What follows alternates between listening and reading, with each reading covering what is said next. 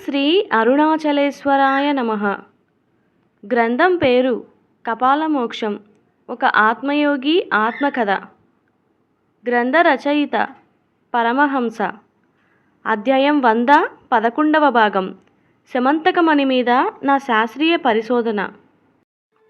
యుగాల ఆరంభంలో, అంటే దేవతలు అలాగే రాక్షసులు కలిసి పాలసముద్రమును చిలికినప్పుడు లక్ష్మీదేవితో పాటుగా కౌస్తుభమణి వచ్చిందని, దీనిని విష్ణుమూర్తి తీసుకున్నాడని తెలిసింది. ఆ తరువాత వచ్చిన చంద్రుడితో పాటుగా శమంతకమణి వస్తే దీనిని మహాశివుడు తీసుకున్నాడని, ఆయన కాస్త చంద్రుడిని తన తల సిగలో అర్ధచంద్రుడిగా పెట్టుకున్నాడని, ఈ శమంతకమణిని మాత్రం ధరిస్తూ సోమనాథ్ శివలింగమూర్తిగా మారినాడని, ఈ శాపం వలన వచ్చిన కుష్ఠవ్యాధిని శివుడు నివారణ చేయటం వలన దీనికి కృతజ్ఞతగా చంద్రుడు తన దగ్గర ఉన్న మణిని శివుడికి ఇచ్చి ఒక శివలింగమూర్తిగా తన చేతుల మీద పూజించాడని, అందుకే గుజరాత్లోని 12 జ్యోతిర్లింగాలలో ప్రథమ శివలింగంగా సోమనాథ్ శివలింగం ఉన్నదని నేను తెలుసుకోవటం జరిగింది. అంటే ఈ లెక్కన చూస్తే యుగాలలో ప్రథమ యుగమైన కృతయుగమునందు ఈ శమంతకమణి కాస్త సోమనాథ శివాలయంలో మహాశివుడి ఆధీనంలో ఉండేదని, ఆ తర్వాత వచ్చిన త్రేతాయుగంలో ఈ సోమనాథ శివాలయం కాస్త బంగారపు స్తంభాల నుండి వెండి స్తంభాలుగా రావణ బ్రహ్మ చేసి శివానుగ్రహం పొంది ఈ శమంతకమణిని వరంగా పొంది తనతో లంకా ప్రాంతమునకు ఈ మణిని తరలించినాడని మరొక కథనం ద్వారా నేను తెలుసుకున్నాను. ఎందుకంటే సుందరాకాండలో ఈ మణికి సంబంధించిన ప్రస్తావన ఉండటం గమనించాను. అదేమిటంటే, రావణ సంహారం జరుగుతున్న సమయంలో శ్రీరాముడు కాస్త రావణ బ్రహ్మ మెడలో ఒక దివ్యమణి మెరవటం గమనించాడు. ఆయన మరణానంతరం ఈ మణిని హనుమంతుడికి శ్రీరాముడు ఇస్తూ, దీని శక్తిని భరించే ప్రాంతంలో ఈ మణిని దాచమని, ఈ మణి ప్రభావం వలన రాబోవు కాలంలో ఎన్నో అనర్థాలు ప్రమాదాలు జరిగే అవకాశాలు ఉన్నాయని, అందువలన ఇది ఎవరికంటా పడకుండా గుప్తంగా దాచమని చెప్పడంతో హనుమంతుడు కాస్త ఈ మణిని రావణ బ్రహ్మ ఉపయోగించిన దివ్య నౌక యొక్క ముందు భాగంలో అడుగున ఈ మణిని అమర్చి ఈ నౌకను సముద్రగర్భం అట్టడుగున దాచి ఉంచినాడు. ఆనాటి నుండి ఈ మణిని నౌకామణి అనడం జరిగిందని నా పరిశోధన ద్వారా తెలుసుకున్నాను. అప్పుడు నాకు ఒక చిన్న సందేహం వచ్చింది. అదేమిటంటే, ఈ నౌకామణియే శమంతకమణి అని ఎలా అనగలము అనుకుంటే, దీనికి సమాధానం వాల్మీకి రామాయణం ఇచ్చింది. అందులో రావణ బ్రహ్మ సంహారం జరగటానికి ముందు రావణ బ్రహ్మ భార్య అయిన మండోదరికి మహాశివుడు దర్శనం ఇచ్చి, అమ్మా, రావణ బ్రహ్మ తన భక్తితో నా మెప్పు పొంది నా దగ్గర ఉన్న ఈ మణిని వరంగా పొందినాడు. రాబోవు కాలంలో రావణ సంహారం జరుగుతోంది. అప్పుడు ఈ మణి వలన ఎవరికీ ఉపయోగం ఉండదు. పైగా దీని వలన పెను ప్రమాదాలు జరుగుతాయి. కాబట్టి ఈ మణిని తిరిగి ఇవ్వమని అడిగినాడని, దానికి ఈమె ఇవ్వనని శివుడి ఆజ్ఞను ధిక్కరించిందని అనే కథనం ఉండటం నాకు ఆశ్చర్యం అనిపించింది. అంటే శివుడి దగ్గర ఉన్న శమంతకమణియే ఈ నౌకామణి అని తెలుస్తుంది కదా అని నేను సమాధానపడినాను.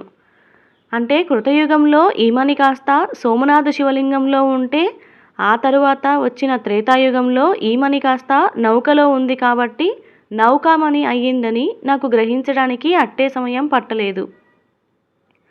ఆ తర్వాత వచ్చిన ద్వాపరయుగమునందు శ్రీకృష్ణుడి కాలంలో ఈ మణి కాస్త సత్రాజిత్తు అను మహారాజుకి సూర్యుని అనుగ్రహం వలన చేరింది. ఆ తరువాత వినాయక చవితిలో చెప్పబడిన శమంతకోపాఖ్యానం కథనం ప్రకారం అంతా జరిగి చివరికి ఈ మణి కాస్త శ్రీకృష్ణుడి దగ్గరికి, అది కూడా శమంతకమణిగా చేరిందని నేను గ్రహించినాను. కాకపోతే నాకు అర్థం కాని విషయం ఏమిటంటే, త్రేతాయుగంలో హనుమంతుడు కాస్త ఈ మణిని సముద్ర గర్భంలో దాచిపెడితే, ఆ తర్వాత వచ్చిన ద్వాపరయుగంలో సూర్యుడికి ఈ మణి ఎలా చేరిందో అర్థం కాలేదు. ఆ తరువాత శ్రీకృష్ణుడి నుండి ఈ మణి ఎక్కడికి వెళ్ళిందో కూడా అర్థం కాలేదు. కాకపోతే శమంతకమణి ఉండటం నిజమేనని తెలుస్తోంది. పైగా ఇది బంగారం ఇస్తుందా లేదా అనే సందేహాలకి సమాధానాలు లేవు అనుకుంటూ వివిధ రకాల ఆలోచనలు చేస్తూ దీర్ఘ ఆలోచనలు చేయటం ప్రారంభించినాను. త్రేతాయుగంలో ఈ శమంతకమణి కాస్త నౌకామణిగా మారిందని మీరు ఈపాటికే తెలుసుకున్నారు కదా. ఆ తరువాత ఇది శ్రీకృష్ణుడి దగ్గరికి ఎలా చేరిందో తెలుసుకున్నారు. కానీ అసలు సూర్యుడికి ఎలా చేరిందని తెలుసుకోవడానికి నేను పరిశోధనలు చేయటం ప్రారంభించాను. త్రేతాయుగంలో హనుమంతుడు కాస్త ఈ నౌకామణి వలన చిరంజీవి తత్వమును పొందినాడు.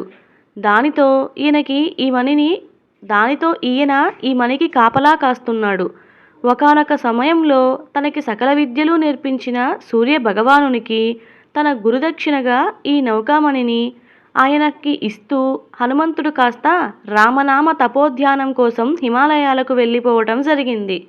ఆ తరువాత వచ్చిన ద్వాపరయుగంలో తనను త్రికాల సంధ్యలతో సూర్యారాధన చేస్తూ తన మెప్పు పొందటం వలన సత్రాజిత్తుకి సూర్యభగవానుని ద్వారా ఈ మణి అందటం జరిగింది.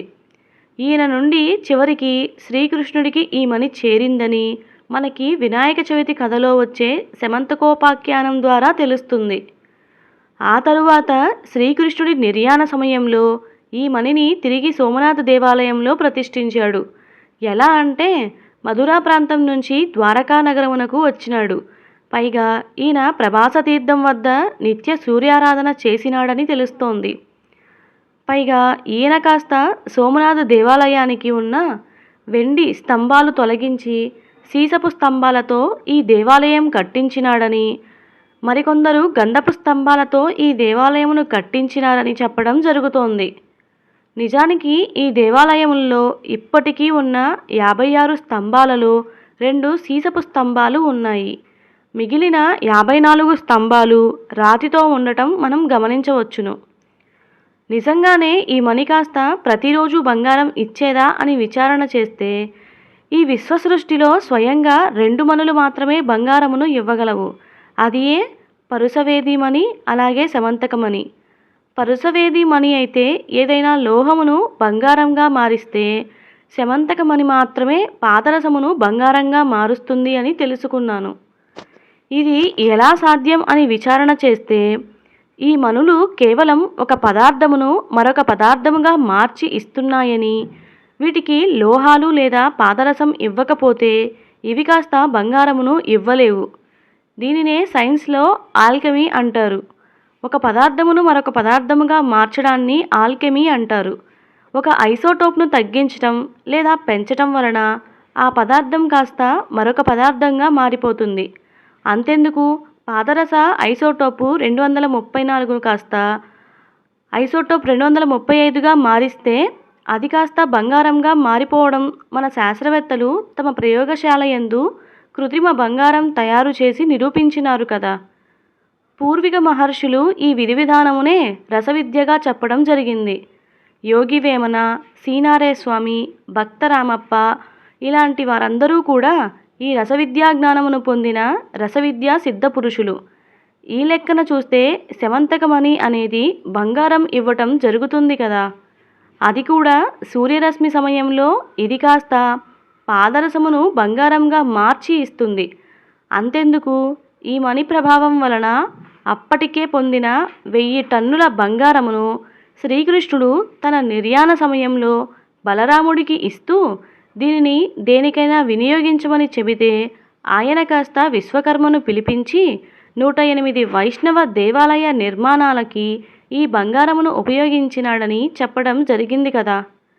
ఇప్పటికీ మనకి అది ద్వారకా మునిగిపోయే ప్రదేశంలో శ్రీకృష్ణుడు ఏర్పరిచిన రహస్య సొరంగ మార్గంలో ప్రయాణిస్తే వారికి అతి విలువైన బంగారపు ఆభరణాలు, విలువ కట్టలేని వజ్రాలు, కెంపులు, పచ్చలు ఇలా ఎన్నో ఉన్నాయని తెలుసుకొని, పైగా వీటికి కాపలాగా సహస్ర నాగబంధం ఉండటం వలన ఈ మార్గంలోనికి ఆశ కొద్దీ వెళ్ళిన వాళ్ళు ప్రాణాలతో వెనక్కి తిరిగి రాకపోవటంతో బ్రిటిష్ వాళ్ళు ఈ రహస్య సొరంగ మార్గమును మూసివేయటం జరిగింది అని ఈనాటి ఆర్కియాలజీ డిపార్ట్మెంట్ వారు చెప్పడం జరిగింది కదా.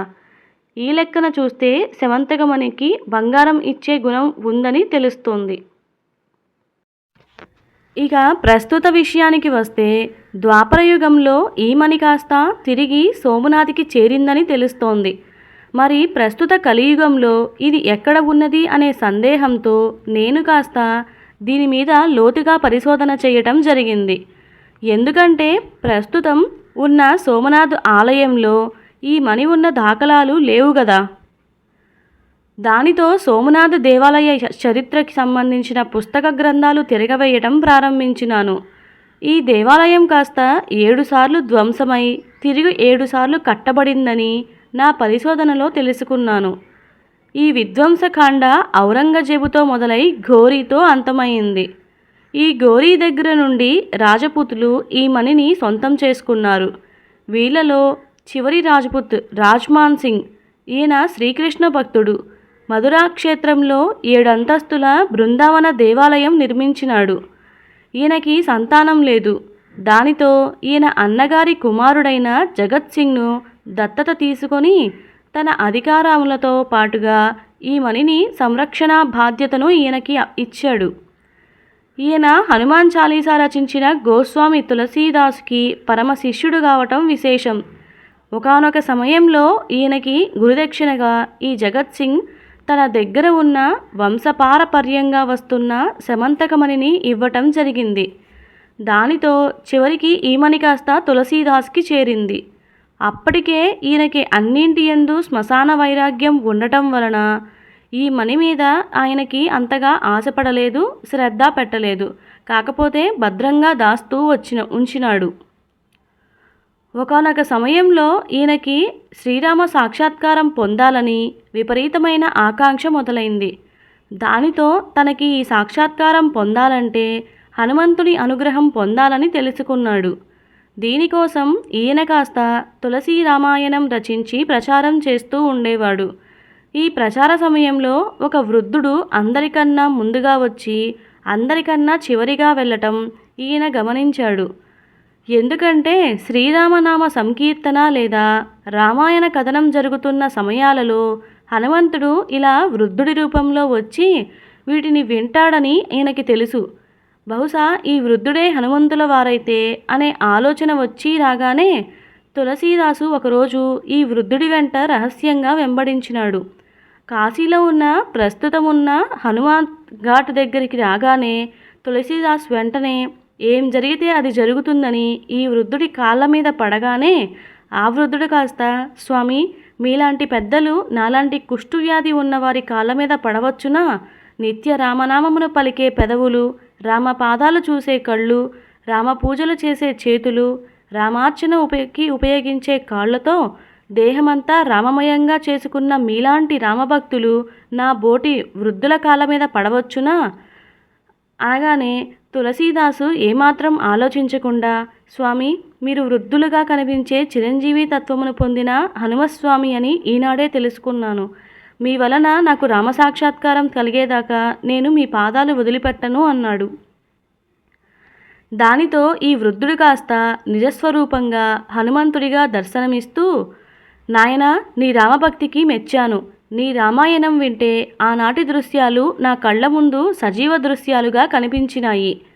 ఈ జన్మను ధన్యత చేకూర్చుకున్నావు. కానీ శ్రీరామ సాక్షాత్కారమునకు ఒక అవాంతరం ఉన్నది. అది నీ దగ్గర ఉన్న నౌకామణి నాకు గురుదక్షిణగా ఇవ్వగలవా? ఇస్తే నీకు తప్పకుండా రామసాక్షాత్కారం కలిగిస్తాను. తులసీదాసు వెంటనే తన చేతి సంచిలో ఉన్న జగత్ సింగ్ ఇచ్చిన శమంతకమణి తిరిగి హనుమంతుడికి మారు మాట్లాడకుండా ఇవ్వటం హనుమంతుడు సంతోషిస్తూ, తులసీదాసు ఇదే సమయంలో 2 వ్యక్తులు రాజుల వేషంలో గుర్రాల మీద ఇక్కడికి నుండి వెళ్తారు. వాళ్ళే శ్రీరామ లక్ష్మణులు. వారి పాదాలు పట్టుకో, నిజస్వరూపంతో దర్శనమిస్తారని చెప్పి ఈయన ఈ మణితో సహా అంతర్ధానమైనారు. కొద్దిసేపటికి హనుమంతుడు చెప్పినట్టు ఈ ఘాట్ దగ్గరికి 2 వ్యక్తులు రాజుల వేషధారణలో వస్తూ ఉండటం గమనించిన తులసీదాసు ఏమాత్రం ఆలోచించకుండా అందులో పెద్దవాడి పాదాల మీద పడగానే ఈ విషయం గ్రహించిన వీరిద్దరూ కాస్త తమ నిజస్వరూపంతో శ్రీరామ సాక్షాత్కారమునకు దర్శనమిచ్చేసరికి తులసీదాస్ కాస్త అమితానందపడినాడు. ఈ విధంగా తనకి శ్రీరామ సాక్షాత్కారం అలాగే హనుమత్ సాక్షాత్కారం ఈ ఘాటియందు కలగటం వలన తులసీదాసు ఈ ఘాటుకి హనుమాన్ ఘాట్ అని నామకరణం చేసినాడని ఈ స్థల పురాణం చెబుతోంది. ఈ లెక్కన చూస్తే శమంతకమణి తిరిగి హనుమంతుడి చేతికి రావటం, ఆయన తిరిగి దానిని త్రేతాయుగంలో ఏ సముద్ర గర్భమునందు దాచి ఉంచినాడో మళ్ళీ ఈ కలియుగంలో దానిని అక్కడే తిరిగి దాచి ఉంచినాడని నేను గ్రహించినాను. తులసీదాస్ చేతికి ఖచ్చితంగా శమంతకమణి చేరిందని రూఢి అయినది కదా. కాకపోతే దానికి హనుమంతుడు తిరిగి సముద్ర గర్భంలో పెట్టినాడా లేదా అన్నప్పుడు తులసీదాస్కి వచ్చిన వృద్ధుడు హనుమంతుడు అని ఎలా తెలుసుకోగలిగినాడో మొదట మనం తెలుసుకోవాలి. అందుకు తులసీదాసు జీవితంలో జరిగిన యథార్థ సంఘటన ఒకటి నిదర్శనమవుతుంది. ప్రతిరోజు తులసీదాస్కి ఈ కాశీఘాట్ల యందు గంగా స్నానం చేయటం అలవాటు. అలాగే శ్రీరాముడికి అభిషేకానికి గంగాజలం ఒక కుండలో తీసుకొని వెళ్ళడం కూడా పరిపాటే. ఒకరోజు ఈయన అనుకోకుండా ఈ క్షేత్ర ఘాటు దగ్గరలో ఉన్న ఒక చెట్టు కింద నీళ్ల కుండతో విశ్రాంతి తీసుకోవాల్సి వచ్చింది. అప్పుడు ఈ చెట్టు కింద పెట్టిన నీళ్ల కుండలోని నీళ్లు మాయం అవ్వటం తులసీదాస్ గమనించి, ఇలా పలుమార్లు తెచ్చిన నీళ్లు మాయం అవ్వటం గమనించి ఈ చెట్టు మీద జలరాక్షసి ఉన్నదని తెలుసుకొని దానికి కూడా ప్రతిరోజు నీళ్లు సమర్పించడం అలవాటు చేసుకున్నాడు. ఒకరోజు ఈ చెట్టు నుండి అశరీరవాణిగా ఒక గొంతు వినపడి, స్వామి, ఇలా ప్రతిరోజు మీరు నీళ్లు తెచ్చి నాకున్న దాహార్తిని తీరుస్తున్నారు కదా, ఇందుకు మీకు ఏదైనా ప్రత్యుపకారం చెయ్యాలని ఉంది అన్నప్పుడు తులసీదాసు వెంటనే నాకు శ్రీరామ సాక్షాత్కారం కలిగించగలవా అన్నప్పుడు వెంటనే ఆ అశరీరవాణి, స్వామి, నాకంత అర్హత యోగ్యత లేవు, కానీ హనుమత్ సాక్షాత్కారమును కలిగించగలను. ఈయన అనుగ్రహం మీరు పొందితే మీరు తప్పకుండా శ్రీరామ సాక్షాత్కారం కలుగుతుంది. అందుకు మీరు రామాయణం పారాయణం చెయ్యండి. అప్పుడు మీ దగ్గరికి అందరికంటే ముందుగా అలాగే అందరికంటే చాలా వెనుకగా ఒక వృద్ధుడు వెళ్తూ ఉంటాడు. ఆయన శ్రీరామ బంటు అయిన హనుమంతుడని తెలుసుకోండి. ఆయన పాదాల మీద పడి వేడుకుంటే శ్రీరామ సాక్షాత్కార మార్గమును ఆయన మీకు చూపించగలడని చెప్పడంతో తులసీదాస్ కాస్త తులసీ రామాయణమును రచించి అందరి ముందు దానిని పారాయణం చేయటం ప్రారంభించినాడు. ఆ తర్వాత ఆయనకి హనుమత్ దర్శనం, ఆపై శ్రీరామ సాక్షాత్కారం కలిగింది. ఇక్కడ మనం గమనించవలసిన విషయం ఏమిటంటే ఈ జలరాక్షసి విషయం. త్రేతాయుగంలో ఈమె ఉన్నదని చెప్పడానికి మనకి సుందరాకాండ 1వ సర్గలోని 187, 189, 196 శ్లోకాలు చూస్తే జలరాక్షసి గురించి వివరాలు తెలుస్తాయి. అనగా దక్షిణస్య సముద్రస్య మిథ్యేతస్య తు రాక్షసి అంగారకేతి విఖ్యాత ఛాయాం ఆకృష్య భోజని. 26 కిష్కింధకాండ 4వ సర్గ. సుందరకాండ 1వ సర్గ. సమాక్షిప్తోస్మి సహసా పంగూకృత పరాక్రమః ప్రతిలోమేన వాతేన మహానేరివ సాగరే. తద్దృష్ట్వా చింతయామస మారుతిర్ వికృతాననం కపిరాజేన కథితం సత్వం అద్భుత దర్శనం. 189వ సర్గ. తతస్తన్యానకై స్త్రీక్షణై మర్మాణ్యుః కృతవానరః. 196. ఈ శ్లోకాల ఆధారముగా చూస్తే సుగ్రీవుడు కాస్త హనుమంతుడితో, హనుమ, దక్షిణ సముద్రంలో మధ్య భాగంలో నీడలన్నీ పట్టుకొని తినే రాక్షసి ఒకటి ఉన్నదని, దానితో జాగ్రత్తగా ఉండు అని చెప్పటం జరిగింది. అలాగే హనుమంతుడు సీతాన్వేషణ కోసం దక్షిణం వైపు సముద్రయానం చేస్తున్నప్పుడు తన శక్తిని లాక్కునే ఆశ్చర్య శక్తి ఉన్న స్త్రీ రాక్షసిని చూడటం జరిగిందని, ఈమె తన గోర్లతో మర్మాంగాలను నాశనం చేసినాడని వాల్మీకి రామాయణంలో ఉంది. అంటే ఈ జలరాక్షసి ఉన్న ప్రాంతంలోనే ఈ శమంతకమణిని హనుమంతుడు దాచిపెట్టి ఉండాలని నా పరిశోధనలో తెలిసింది. మరి ఈ ప్రాంతం ఎక్కడ ఉన్నదో శాస్త్ర పురాణ ఇతిహాస గ్రంథాలు తిరగవేయగా ఇది ఇలా ఒక వృత్తాపురంలో ఉంది అని, ఇలా వృత్తాపురం అంటే బెర్ముడా ట్రయాంగిల్ అన్నమాట. దీనినే డెవిల్స్ ట్రయాంగిల్ అని కూడా పిలుస్తారు కదా. ఈ ప్రాంతంలో ఇప్పటికీ ప్రయాణించే నౌకలు, అలాగే గాలిలో ఎగిరే విమానాలు అంతుచిక్కకుండా అదృశ్యం అవుతున్నాయి కదా. ఇదంతా అక్కడున్న జలరాక్షసి పనియే. ఎందుకంటే దీనికి నీడలు పట్టుకొని వాటిని మింగేయడం అలవాటు ఉన్నదని, సాక్షాత్తు హనుమంతుణ్ణి మింగితే ఆయన దీని కడుపులోకి వెళ్ళి దాని అవయవాలు నాశనం చేయటం, అది చనిపోయిందని, కానీ ఈ వంశ వారసురాలు అక్కడ నుండి పారిపోయి ఈ ప్రాంతమునకు వచ్చి ఆవాసం చేస్తోందని హనుమంతుడు గ్రహించి ఈమె రక్షణలో తిరిగి తనకి వచ్చిన శమంతకమణిని సముద్ర గర్భంలో, అది కూడా బెర్ముడా ట్రయాంగిల్లో దాచినాడని నా పరిశోధన ద్వారా తెలుసుకున్నాను. పైగా ఇది పాతాళ లోకమునకు వెళ్ళుటకు దారి మార్గమని గ్రహించాను. అంటే ఊర్ధ్వలోకాలకు వెళ్ళుటకు కృష్ణబిలం సహాయపడితే అదే అధోలోకాలకు వెళ్ళుటకు ఈ ట్రయాంగిల్ ఉపయోగపడతాయని నేను గ్రహించాను. కాకపోతే కృష్ణబిలాలలో అలాగే ఈ ట్రయాంగిల్లో పడిన వస్తువులు లేదా వ్యక్తులు సరాసరి భూలోకమును దాటి ఆయా లోకాలకి వెళ్ళిపోవటం, మనకి ఇవి ఆనవాలు దొరకకుండా అదృశ్యం అవుతున్నాయని నా పరిశోధనలో గ్రహించాను.